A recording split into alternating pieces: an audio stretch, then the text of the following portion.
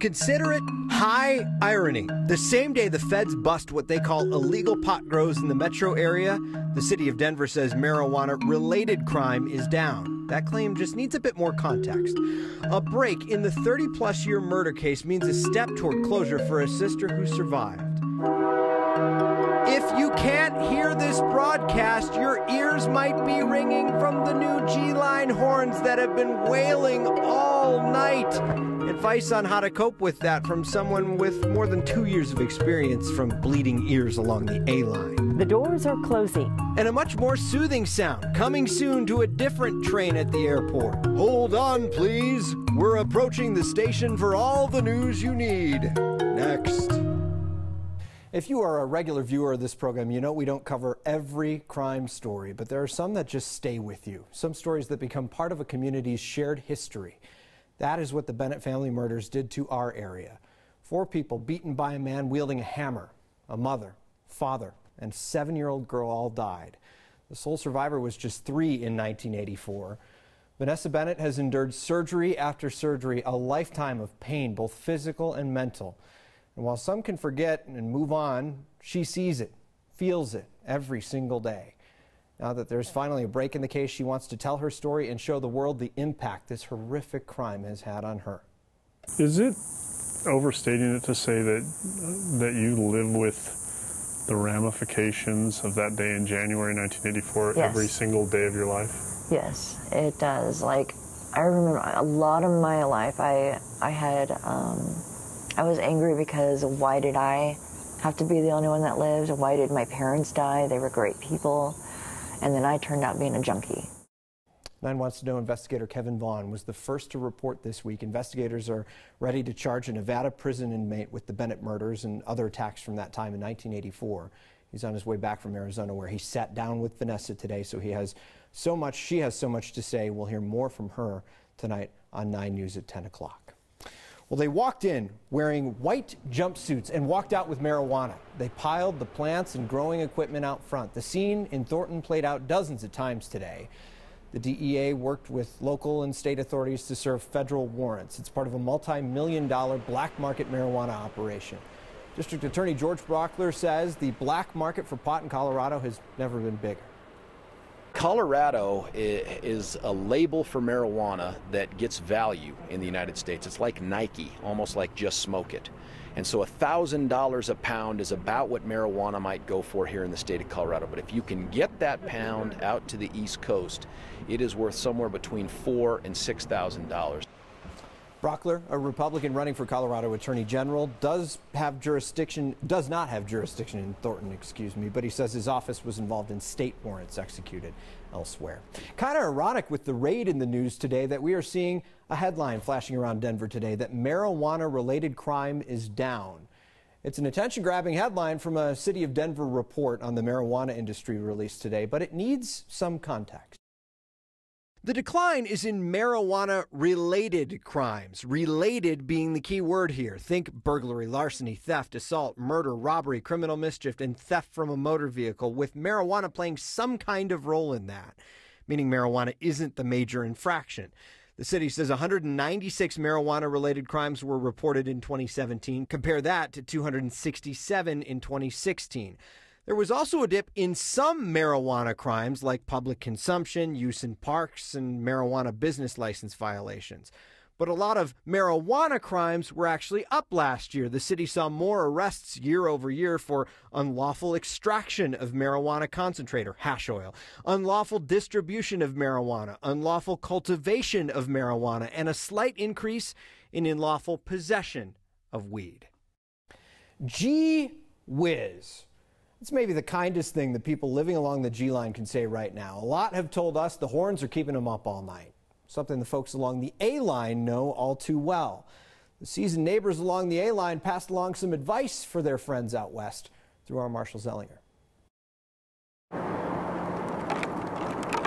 I bet you expected this story to start with the sound of a train horn. But these are the sounds of a neighborhood. Here we come. Until... Earplugs absolutely help. We checked in with A-line neighbors like Marilee Sadoff to get some advice. Earplugs, white noise machines. I've done earplugs at night, but I've also missed my alarm to wake up wearing the earplugs at night. Advice for people like Kimberly Matuzak, who lives near the G-Line stop in Old Town Arvada. It's been rough. It's been rough, yeah. The G-Line has been testing trains 22 hours a day for 3 weeks. Noise-proof curtains, maybe? I don't know if that would help. For me, it's all about the music. I have to have these in, so if it wasn't for that, I don't know how I could tune it out. A sound all too familiar for those along the A-line, like Bridget McGovern, the account manager of Western Upholstery Supply next to the Steel Street crossing. Taking some deep breaths, maybe covering your ears a little bit. I'm not going to lie and say I can't tune it out, because I can at times. Marilee lives next to the Park Hill Golf Club for the proximity to the A-line. We understood it was going to be a quiet zone, which it has been anything but. She and her neighbors are first in line for the horns to shut up. Last week, Denver submitted paperwork for the first of 2 steps to get quiet zones in A-line neighborhoods. 2 years and 4 months since service officially started, meaning G-Line neighbors like Kimberly may have to continue to find ways to tune out the sound for quite some time. Drink beer? I bet Kyle Clark will like that. Marshall does too. For Next, I'm Marshall Zellinger. So do I. So the consensus from nearby A-liners is that earplugs are the way to go. Just don't do what Kimberly did and miss your alarm clock, because we don't think RTD would excuse your absence. Well, the first voter-initiated ballot issue just qualified for the November election. It's the first one to qualify using new rules put in place 2 years ago.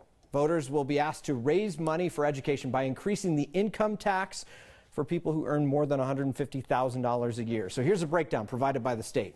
People who make less than $150,000 would not see any increase. You'll likely see this called Amendment 73, though that's not official yet. And because voters passed new rules on changing the state's constitution, this will need 55% support to pass. Opioid addiction is a full-blown public health emergency, and prescribing painkillers has become more complicated for all kinds of doctors. A new survey of veterinarians suggests some owners are intentionally injuring their pets to get drugs for their own use. Some vets told our Kristen Aguirre this is a wake-up call. Yes, it's safe to say. How's your day? You having a good day? Dr. Kevin Fitzgerald loves his dog. He takes Mrs. Thompson to work with him every day to the Alameda East Veterinary Hospital. And as a vet, he's used to focusing on his patients, the pets. But this new survey is reminding him he also needs to focus on the owners. You know, the onus is on us to police our own clients. This is just the wake-up call. Professor Lee Newman helped conduct the survey that talked to more than 180 vets across Colorado. We were really shocked to see that the veterinary community, first of all, had not done much research on how they might be contributing through their prescriptions to the opioid epidemic. Now, the survey found that almost half of the vets knew of pet owners or members of their team who were abusing opioids. And in their practices, they can prescribe it, they can administer it, they can stock it, and they can sell it. Almost 15% of these vets say they had a client who they thought hurt a pet on purpose, made them sick, or made them seem sick. This is such a huge epidemic that we're in that it was inevitable that veterinarians would start to see those kinds of signs. That's why Dr. Fitzgerald trains his pharmacy members and staff to look for those warning signs. The first step to recognizing that vets do play a role in this epidemic. But we do see the potential for abuse, and we need to recognize it and be aware of it and deal with it.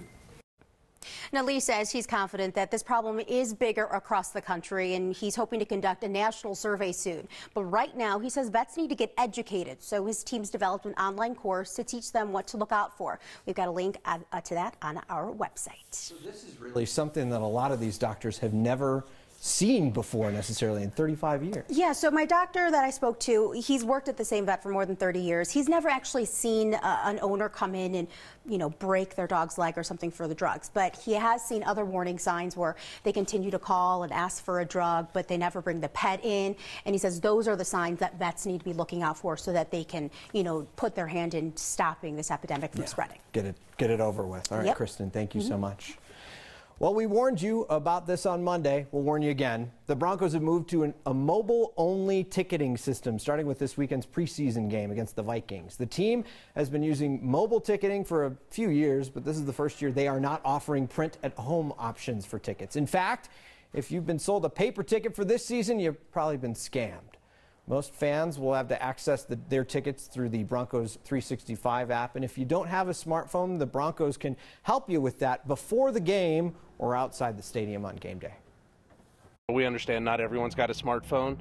We have been working with those ticket holders. They can certainly contact the ticket office. We're issuing cards that allow them to get into the stadium without a smartphone. Your entire season's contained on one card. You take that to the gate and it gets you right in. So if you do have a smartphone, they want you to download the tickets to digital wallets before you head to the stadium, and do not print parking passes. It's been a rough fire season, and a next viewer wants to know which helps firefighters the most, water drops or fire retardant. The nation's first ever VFW post doubles as an art gallery for Colorado veterans. I'm going to have to memorize some of these things. And your vote finally becoming a reality. Our friend Kim was in studio today, warning you not to delay the departure of that train. Next.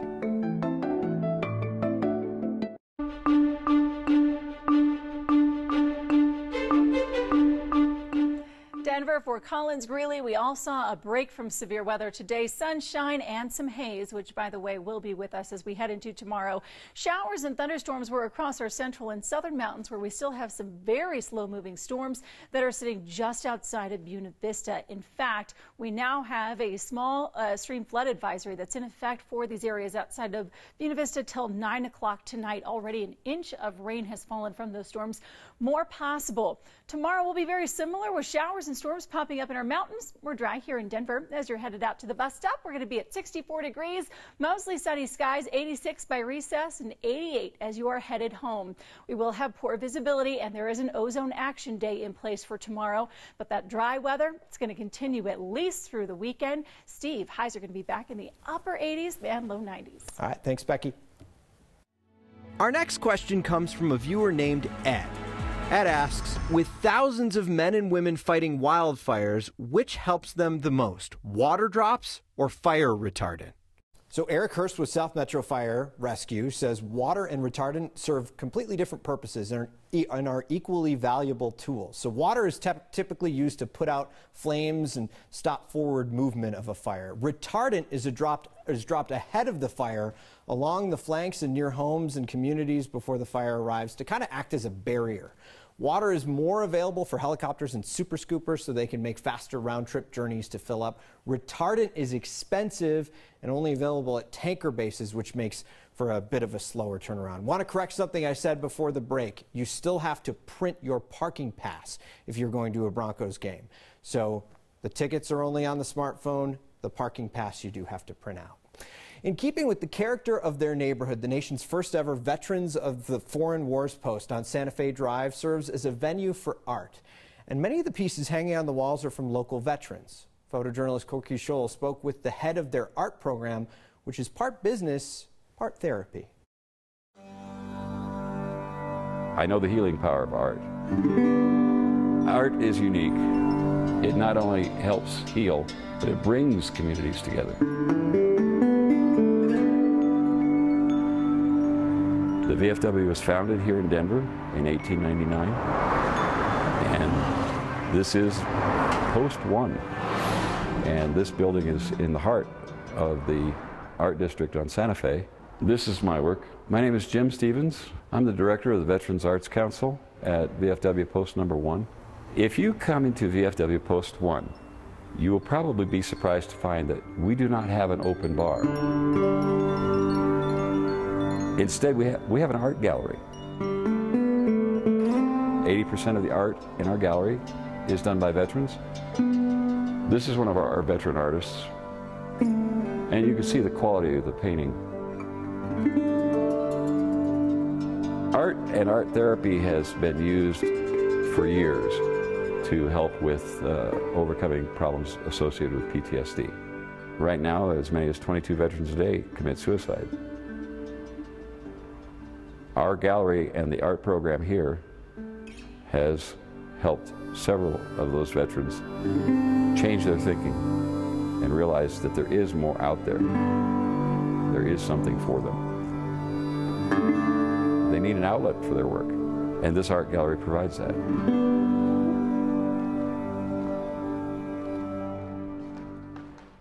The Veterans Art Council is based at VFW Post 1. The council was recently asked to select art for the new VA hospital in Aurora.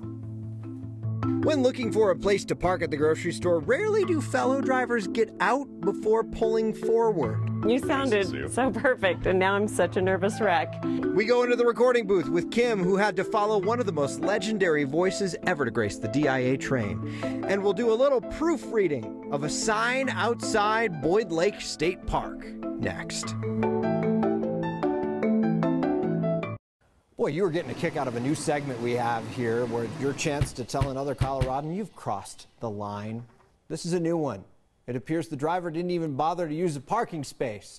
Michelle said this to us. It's at the King Soopers at Monaco and Hamden Wednesday morning. She says she's seen a variation on this before with a car parked halfway into a parking space, but this is a whole new level. And there's no apparent mechanical issues, no hazard lights or hood popped up. So if you see parking problems, send the pics to us, 9news.com. You can also use the hashtag HeyNext. So our very own calm and mild-mannered Kim Christensen is about to be able to boss millions of people around at the airport in her own gentle way. Board here for all A, B, and C gates. Last February, 75,000 people voted online to pick the new voice of the DIA train, and Kim was one of the winners. She spent the day recording more than 40 different messages, including the iconic ones that welcome passengers to the Mile High City, and some B-side recordings that like telling people where to go during a tornado and what to do when the train stops working. This is my home. I love this place. I can't think of anything more exciting than be able to say, hey, welcome to Colorado. Welcome to the Mile High City. You're here. You made it, you know? Woo! Love Kim. Love Kim. DIA is still not sure when Kim's recordings will actually replace former 9 News anchor Adela Arakawa's voice there. Alan Roach will be the male voice of the train, keeping a job he already had. It's a sign. This one has a lot of useful information. It's at the entrance of Boyd Lake State Park in Loveland. What next viewer David Weaver and his wife noticed, though, is that the word campground is more like campground there. Yep, see that? Misspelled. Yet down at the bottom it's spelled correctly. And it sounds like park rangers are aware of this misspelling. David says a ranger told him the mistake is repeated on another sign inside the park. So if you see a sign like this, makes you laugh, email pictures of it to next@9news.com or get our attention with the hashtag HeyNext. A bike path near Keystone is the setting for the most Colorado thing we saw today. Next. The most Colorado thing we saw today was a wooden shack that once was. Looks like it collapsed or maybe was blown down. Trina Ford found the sign amusing. She says it reads, "Gone to the brick house from Pig 1 and Pig 2. She and her husband were riding their bikes just west of Keystone last weekend when they stopped to take pictures. Keep them coming. We love stuff like this. Send your pictures to next@9news.com or use the hashtag HeyNext. Some feedback now. Darren says, to my G-Line friends, having grown up next to freight train tracks, I can say the sound of horns will become unnoticeable as they become more common. Soon you won't notice them. But for now, wear your earplugs if you can, and those quiet zones are coming. At least RTD says. We'll see you next time.